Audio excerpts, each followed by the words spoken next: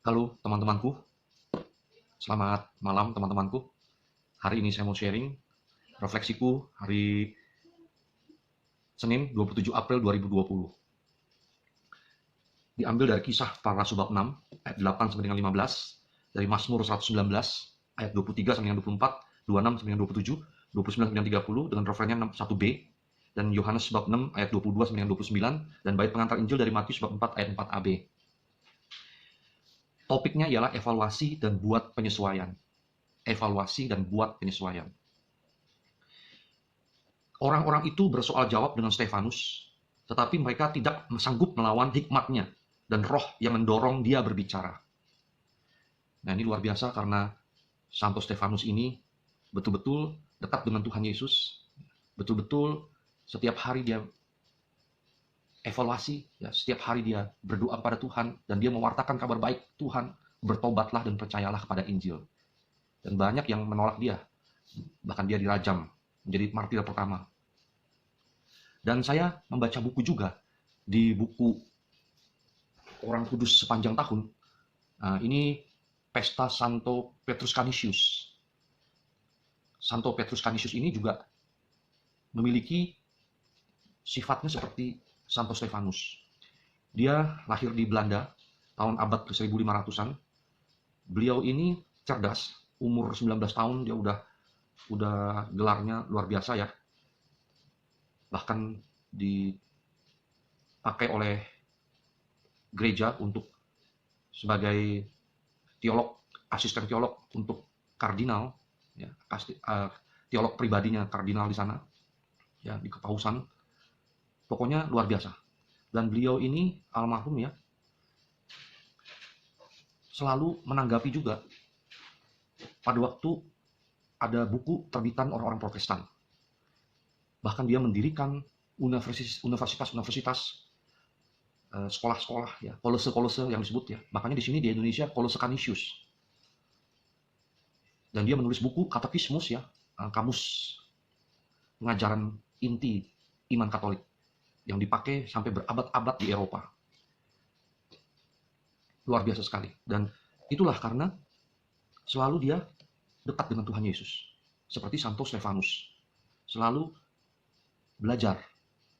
Nah, seperti Sister Ruth katakan, selalu refleksi, baca kitab suci. Selalu ikut misa kudus, supaya selalu dibimbing imannya kepada iman yang benar. Lalu di Mazmur, berbahagialah orang-orang yang hidup menurut Taurat Tuhan. Nah, inilah tanggapannya dari bacaan kisah para rasul tentang Santo Stefanus. Sekalipun para pemuka duduk bersepakat melawan aku, hambamu ini merenungkan ketetapan-ketetapanmu. Ya, peringatan-peringatanmu menjadi kegemaranku, dan kehendakmu menjadi penasehat bagiku. Yang ayat 2-nya, bait keduanya, jalan hidupku telah kuceritakan, dan engkau menjawab aku.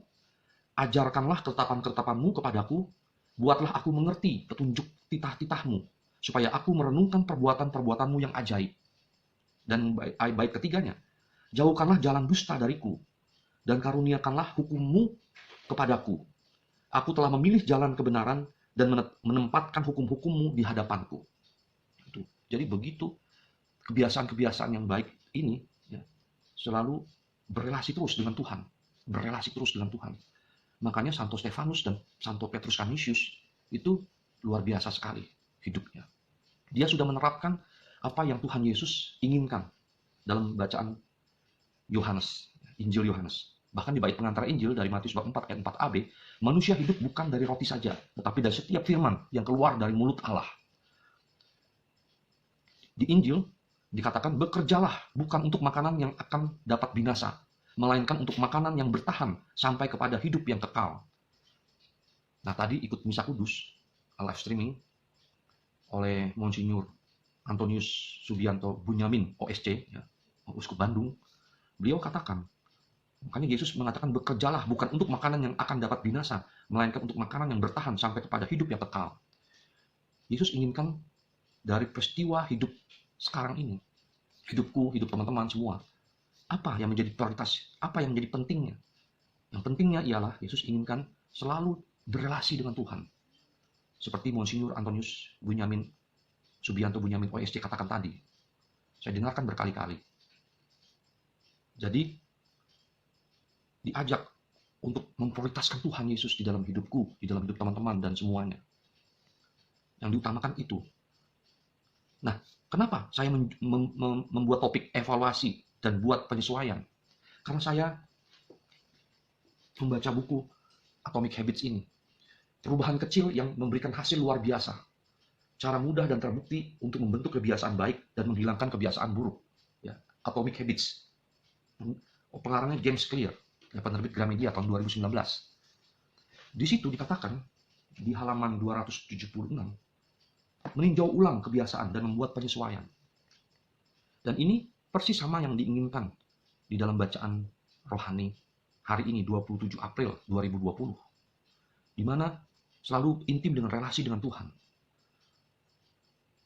Nah, di sini diceritakan bahwa ada tim basket ya. Tim basket ini yang dia pertama menganggap hebat karena dia udah pernah menang. Tetapi pada waktu dia bertanding di tingkat yang lebih tinggi lagi, dia kalah. Mereka kalah timnya. Bahkan terus merosot kalah. Nah, pelatih utamanya di sini Relay namanya. Dia marah pada diri sendiri dan dia kabarkan kepada timnya, kita tidak boleh begini. Dan dia membuat suatu program, namanya program CBE, Career Best Effort. Career Best Effort, CBE, CBE. Supaya selalu ada evaluasi. Dia memberikan program yang selalu ditingkatkan cara kerjanya para murid-murid yang main basket itu. Sehingga mendapatkan peningkatan kualitas yang lebih baik lagi. Dan akhirnya berturut-turut sampai bertahun-tahun, 20 tahun, itu pemain tim basketnya itu luar biasa. Hasilnya. Berhasil cemerlang. Nah, dia mengatakan, perlu ditemukan sesuatu yang benar, karena dari evaluasi itu, dan terus dilakukan. Nah, teman-temanku, hari ini bacaannya diprioritaskan, sangat penting, yang benar arahnya. Kita selalu menjaga relasi dengan Tuhan, supaya kita berada di dalam jalannya yang benar. Dan saya diajak untuk evaluasi setiap malam. Hening, diam, mendengarkan suara Tuhan. Nah, seperti Sister Ruth katakan dalam refleksinya beliau, untuk selalu bersyukur, tidak hanya list permohonan-permohonan saja. Karena beliau merefleksikan hidupnya hari ini. Dan teman-teman, itulah refleksi saya. Saya mengajak teman-teman dan saya juga semuanya untuk selalu dekat dengan Tuhan Yesus. Evaluasi setiap hari dan buat penyesuaian untuk lebih baik lagi.